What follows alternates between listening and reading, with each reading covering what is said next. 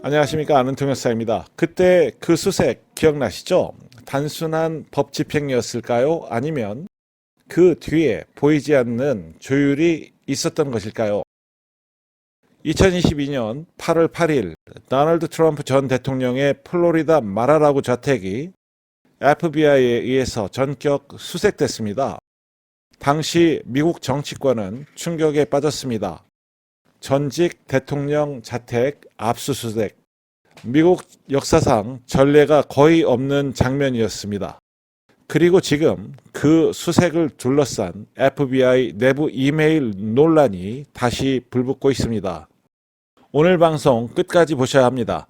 이건 단순한 트럼프 뉴스가 아닙니다. 미국 권력 구조의 이야기입니다. 일부 당시 상황 재구성. 수색의 명분은 기밀문서 보관 문제였습니다. 법무부는 연방법 위반 가능성을 근거로 연방 판사에게 영장을 신청했고 영장은 승인됐습니다.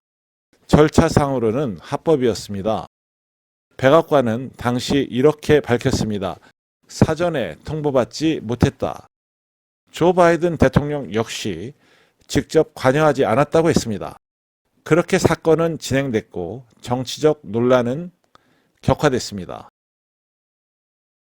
2부 새로 제기된 이메일 논란. 최근 일부 보도에 따르면 FBI 내부 이메일에서 이런 논의가 오갔다고 합니다. Probable cause가 충분한가? 영장 추진이 무리한 것 아닌가? DOJ는 계속 강하게 밀어붙이고 있다. 그리고 일부 매체는 백악관과의 소통 정황을 문제 삼고 있습니다.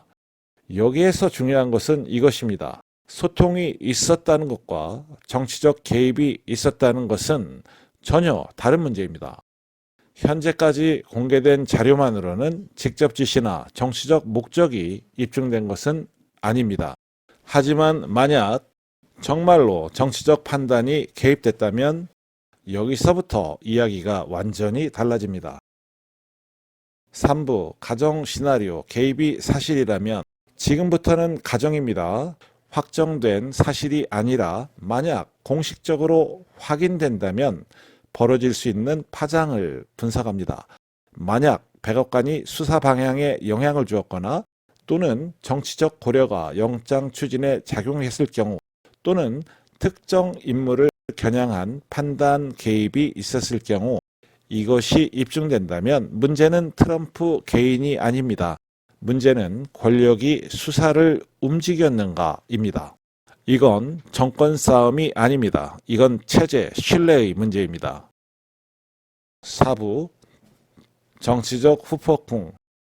보수 진영은 즉각 특별검사 요구, 의회 청문회 압박, 권한남용 프레임 강화, 민주당은 수사 독립성 방어, 정치적 과장이라고 반박할 거고 절차의 정당성을 강조할 것입니다. 하지만 진짜 변수는 중도층입니다.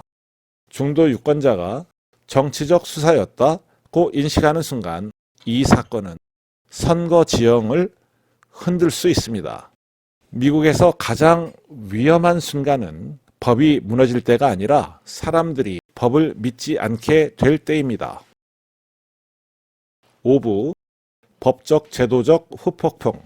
개입이 입증될 경우 의회 전면 청문회, 내부 문서 공개 요구, 법무부 고위직 사퇴 압박, 독립특별검사 임명 가능성, 더 나아가 권력 분립 논쟁으로 확대될 수 있습니다.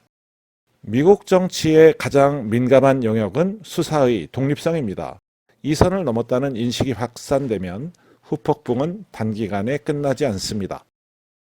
여러분, 이건 좌우 문제가 아닙니다. 내가 지지하는 정치인이 내일 수사의 대상이 될 수도 있다는 문제입니다. 6부 가장 현실적인 시나리오. 가장 가능성 높은 현실은 완벽한 정치 개입 입증도 완전한 무혐의 해소도 아닐 수 있습니다. 부분적 소통은 있었지만 직접 지시는 없었다는 결론. 그러나 이미 신뢰는 흔들린 상태. 이게 가장 복잡한 시나리오입니다. 수사는 법으로 끝날 수 있습니다. 하지만 신뢰는 기록으로 남습니다. 여러분은 어떻게 보십니까? 이 사건은 정당한 법 집행입니까? 아니면 정치와 수사의 경계가 흐려진 순간입니까? 지금까지 아는 통역사였습니다.